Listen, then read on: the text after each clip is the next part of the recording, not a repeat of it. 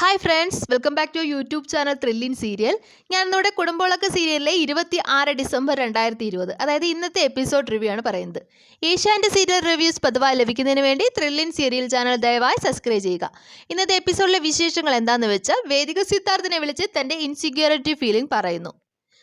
ഇതേസമയം സിദ്ധാർത്ഥ് ഓഫീസിൽ പോകാനെന്ന വ്യാജേന ടാക്സി കാർ വിളിച്ച് വേദികയുടെ വീട്ടിൽ പോകുന്നു. ഓഫീസ് സ്റ്റാഫായ RK ശ്രീനിലയത്തിലെ ലാൻഡ് ഫോണിൽ വിളിച്ച് സിദ്ധാർത്ഥ് ഓഫീസിൽ വന്നിട്ടില്ല ചെക്കപ്പിന് പോയതാണോ എന്നും ചോദിക്കുമ്പോൾ വേദികയോടൊപ്പമാണ് സിദ്ധാർത്ഥ് എന്ന് കുടുംബാംഗങ്ങൾ തിരിച്ചറിയുന്നു. അപ്പോൾ നമുക്ക് എപ്പിസോഡ് ഡീറ്റെയിൽസിലേക്ക് കിടക്കാം. സുമിത്ര അനിരുദ്ധിനെ ആഹാരം കഴിക്കാൻ വിളിക്കുമ്പോൾ അനിരുദ്ധ് അത് നിരസിക്കുന്നു. വയറ് നിറച്ച് തന്നല്ലോ, ഇനിയും കഴിച്ചാൽ ദഹിക്കില്ല എന്ന് പറഞ്ഞ് അനിരുദ്ധ് പോകുന്നു. ഇതെല്ലാം പ്രതീക്ഷ കാണുന്നുണ്ടായിരുന്നു. അനിരുദ്ധിനെ അടിച്ചതിൽ പ്രതീക്ഷ സുമിത്രയോട് നീരസം പ്രകടിപ്പിച്ചത് ഇപ്രകാരമായിരുന്നു: അമ്മ എന്തിനാ ഏട്ടനെ അടിക്കാൻ പോയത്? എത്ര അടിച്ചാലും നന്നാവാത്ത ഇനമായ ഏട്ടൻ. മക്കൾ എന്തൊക്കെ അമ്മമാരോട് ചെയ്താലും അമ്മമാർക്ക് മക്കളെ ഉപേക്ഷിക്കാൻ പറ്റില്ല മോനെ. ഇങ്ങനെ പ്രതീക്ഷയോട് മറുപടി നൽകി സുമിത്ര താഴേക്ക് പോകുന്നു. പിന്നീട് കാണിക്കുന്നത് ആഹാരം കഴിച്ച് മുറിയിലെത്തിയ സിദ്ധാർത്ഥിനെ വേദിക വിളിക്കുന്നു. ഞാൻ വേദികയെ വിളിക്കാനിരുന്നതാണെന്നും വേദികയുടെ മധുരമായ ശബ്ദം കേട്ടാൽ തനിക്ക് ആശ്വാസം കിട്ടുമെന്നും സിദ്ധാർത്ഥ് പറയുമ്പോൾ, ഞാൻ സിദ്ധുവിനെ വിളിച്ചത് മറ്റൊരു കാര്യം പറയാനാണ്. എനിക്ക് നല്ല സുഖമില്ല, ബോഡി പെയിനും ഉണ്ട്. ഇനി ഞാൻ ഓഫീസിൽ വരില്ല, ലീവാണ് എന്ന് വേദിക പറയുന്നു. സിദ്ധാർത്ഥ് വേദികയുടെ ആയിട്ട്, ഹോസ്പിറ്റലിൽ കാണിച്ചോ? എന്നെ ഹോസ്പിറ്റലിൽ കൊണ്ടുപോകാനൊന്നും ആരും ഇല്ലല്ലോ, ഞാൻ ഒറ്റയ്ക്കല്ലേ. നിങ്ങൾക്ക് സുഖമില്ലാതായ പാട്ടുപാടി ഉറക്കം അവിടെ ആളുണ്ട്. എൻ്റെ കാര്യം അതുപോലെ അല്ലല്ലോ, ഞാൻ ഒറ്റയ്ക്കായെന്നും. എനിക്ക് സുഖമില്ലാത്തത് കൊണ്ട് നീരവിനെ അമ്മയുടെ അടുത്താക്കിയിരിക്കുക. ചുരുക്കി പറഞ്ഞാൽ നിങ്ങൾ അവിടെ സേഫാണ്. നിങ്ങളെ പരിചരിക്കാൻ ഇപ്പോഴും ആളുണ്ട്. നിങ്ങളുടെ കൂടെ ബന്ധമുള്ളത് കൊണ്ട് സമ്പത്ത് എൻ്റെ ഒരു കാര്യത്തിനും വരില്ല. സിദ്ധാർത്ഥ്, നീ ഇങ്ങനൊന്നും പറയല്ലേ വേദിക, നിന്റെ എല്ലാ കാര്യത്തിനും ഞാനുണ്ട്. പിന്നെ സമ്പത്ത് വരരുതെന്ന് പറഞ്ഞത് കൊണ്ടല്ലേ ഞാൻ അങ്ങോട്ട് വരാത്തത്. ഞാൻ കാരണം നിനക്ക് നീരവിനെ നഷ്ടപ്പെടരുതല്ലോ. വേദിക, സമ്പത്ത് കുറച്ചായി ഇങ്ങോട്ട് വന്നിട്ട്, എന്താണെന്നറിയില്ല. സിദ്ധാർത്ഥ്, നീ എന്താ ഇതുവരെ അത് എന്നോട് പറയാതിരുന്നത്? അതറിഞ്ഞിരുന്നെങ്കിൽ ഞാൻ അങ്ങോട്ട് വരുമായിരുന്നല്ലോ. എന്തായാലും ഞാൻ നാളെ രാവിലെ അവിടെ എത്തും. നിനക്കൊരിക്കലും ഇൻസെക്യൂരിറ്റി ഫീലിംഗ് ചെയ്യില്ല എന്ന് ഞാൻ നിനക്ക് വാക്ക് തന്നതാ, അതൊരിക്കലും തെറ്റില്ല. വേദിക, സിദ്ധു ഇങ്ങോട്ട് വരണ്ട, സമ്പത്ത് എങ്ങാനും അറിഞ്ഞ പ്രശ്നമാകും. ഞാൻ സിദ്ധു വരാൻ വേണ്ടി പറഞ്ഞതല്ല, എൻ്റെ വിഷമം പറഞ്ഞതേ ഉള്ളൂ. സിദ്ധാർത്ഥ്, ഞാൻ എന്തായാലും നാളെ വരും. സമ്പത്തിനെ എങ്ങനെ മാനേജ് ചെയ്യണമെന്ന് എനിക്കറിയാം എന്ന് പറഞ്ഞ് സിദ്ധാർത്ഥ് ഫോൺ കട്ട് ചെയ്യുന്നു. പിന്നീട് കാണിക്കുന്നത് പിറ്റേന്ന് രാവിലെ സിദ്ധാർത്ഥ് ഓഫീസിൽ പോകാനുള്ള വേഷത്തിൽ റെഡിയായി ഫോണിൽ ടാക്സിയെ വിളിക്കുന്നു.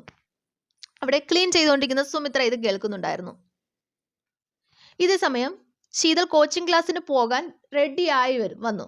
സുമിത്രയുടെ യാത്ര പറഞ്ഞ് സിദ്ധാർത്ഥനായിട്ട് ശീതൾ പറയാണ്, സമയം വൈകി വെച്ചാ, ഇനി എന്തിനാ ഇരിക്കുന്നത്, വേഗം വാ. സിദ്ധാർത്ഥ്, കുറച്ച് സമയം വെയിറ്റ് ചെയ്യും മോളെ, നമ്മളിന്ന് ടാക്സിയിലാ പോകുന്നത്. ശീതൾ, ടാക്സിയിൽ എന്തിനാ പോകുന്നത് അച്ഛാ? അച്ഛൻ്റെ കാറിന് എന്ത് പറ്റി? സിദ്ധാർത്ഥ്, എൻ്റെ കാർ സർവീസിന് കൊടുക്കാൻ സമയമായി. സുമിത്ര, അതിനെന്തിനാ ടാക്സി വിളിക്കുന്നത്? അനുക്കുട്ടൻ്റെ കാർ ഇവിടെ വെറുതെ കിടക്കുമല്ലേ, അതെടുത്തോണ്ട് പോകാമല്ലോ.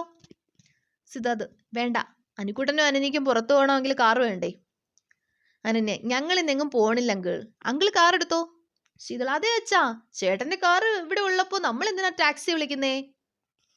സിദ്ധാർത്ഥ്, അത് വേണ്ട, നമുക്ക് ടാക്സിയിൽ പോകാം മോളെ, ഞാൻ കൊണ്ടുപോയി ഇനി കാറിന് എന്തെങ്കിലും പറ്റിയാലോ.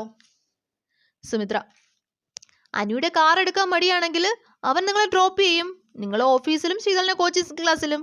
സിദ്ധാർത്ഥ്, വേണ്ടെന്നല്ലേ പറയുന്നത്, ഞങ്ങൾ ടാക്സിയിൽ പൊക്കോളാം. എനിക്ക് ഒരു ഗ്ലാസ് വെള്ളം പോലും തരാത്ത നിനക്കെൻ്റെ കാര്യത്തിൽ ഇത്ര ഉൾക്കണ്ട എന്തിനാ? പതുക്കെ എൻ്റെ എല്ലാ കാര്യങ്ങളിലും ഇടപെടാന്നാണോ? സുമിത്ര, ഇപ്പം ഇത്രയും പറഞ്ഞത് നിങ്ങളുടെ കൂടെ എൻ്റെ മകളും വരുന്നത് കൊണ്ടാ. പിന്നെ ഇതോടെ പഴയ പോലെ നിങ്ങൾ പറയാതെ നിങ്ങളുടെ എല്ലാ കാര്യങ്ങളും ഓടി നടന്ന് ഞാൻ ചെയ്യുമെന്ന് നിങ്ങൾ തെറ്റിദ്ധരിച്ചിട്ടുണ്ടെങ്കിൽ അത് വെറുതെയാ. ഇതേസമയം കാറ് വന്ന് സിദ്ധാർത്ഥും ശീതളും പോകുന്നു. അവർ പോയ ശേഷം അനന്യ സുമിത്രയുടെ ആയിട്ട്, ആൻറ്റി, ഇതിലെന്തോ കള്ളത്തരമുണ്ട്.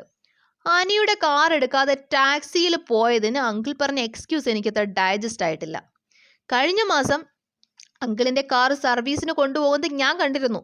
ശേഷം സിദ്ധാർത്ഥ് ടാക്സിയിൽ വേദികയുടെ വീട്ടിൽ വന്നിറങ്ങുന്നു. സിദ്ധാർത്ഥിനെ കാണുന്ന വേദിക്ക് ആകെ ടെൻഷനാകുന്നു. സിദ്ധു എന്തിനാ ഇപ്പോൾ ഇങ്ങോട്ട് വന്നത്? സിദ്ധുവിൻ്റെ കാർ എങ്ങാനും അയൽവാസികൾ കണ്ട സമ്പത്തിനെ അറിയിക്കും. സമ്പത്തിൽ വന്നാൽ അറിയാലോ, ആകെ പ്രശ്നമാകും. സിദ്ധാർത്ഥ്, നീ വിഷമിക്കണ്ട, ഞാൻ ടാക്സി പിടിച്ചാ വന്നത്, സമ്പത്ത് അറിയില്ല ഞാൻ വന്നത്.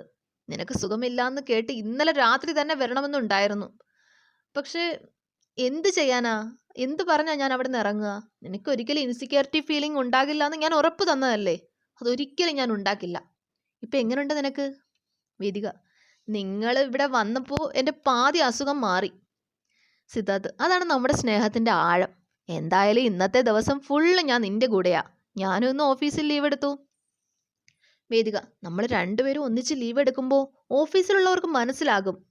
ഒന്നാമത് ഇപ്പോൾ ഒരു സംസാര വിഷയമാണ് നമ്മുടെ കാര്യം. സിദ്ധാർത്ഥ്: വീട്ടിലൊന്നും അറിയില്ല ഞാൻ ഓഫീസിലാണെന്ന് വിചാരിക്കും.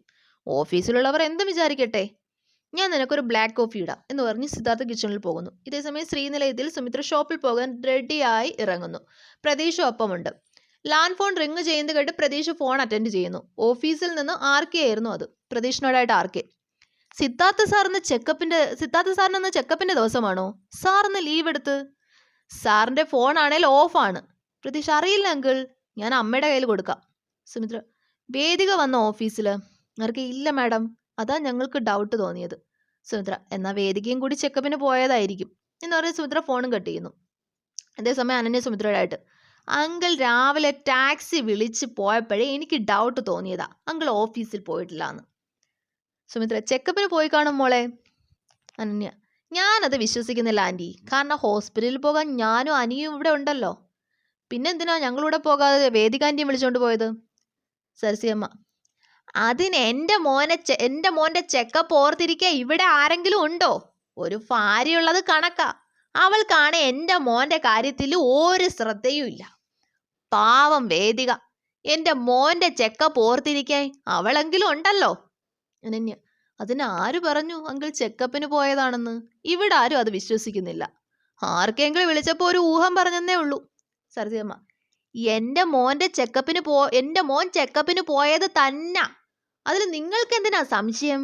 സുമിത്ര: അമ്മയ്ക്ക് അമ്മയുടെ മോനോട് സ്നേഹമുണ്ടെന്ന് ഞാൻ ഒട്ടും വിശ്വസിക്കുന്നില്ല. മോൻ നശിച്ചാലും മരുമോളുടെ സങ്കടം കാണണമെന്ന് അമ്മ ആഗ്രഹിക്കുന്നത്. അമ്മയെ നന്നാക്കാൻ പറ്റില്ല. സുമിത്ര പ്രതീക്ഷനോടായിട്ട്: വാ മോനെ, ഷോപ്പിൽ പോകാൻ സമയമായി എന്ന് പറഞ്ഞ് ഷോപ്പിലേക്ക് പോകുന്നു. സുമിത്രയുടെ അനന്യയുടെ പഞ്ച് ഡയലോഗുകളിൽ നാവിറങ്ങിപ്പോയ സരസ്യമ്മ ആകെ നാണം കെട്ട് നിൽക്കുന്ന സീൻ കാണിച്ചുകൊണ്ടാണ് ഇന്നത്തെ എപ്പിസോഡ് അവസാനിക്കുന്നത്. റിവ്യൂ ഇഷ്ടമായെങ്കിൽ ലൈക്ക്, ഷെയർ, സബ്സ്ക്രൈബ് ചെയ്യാൻ മറക്കല്ലേ.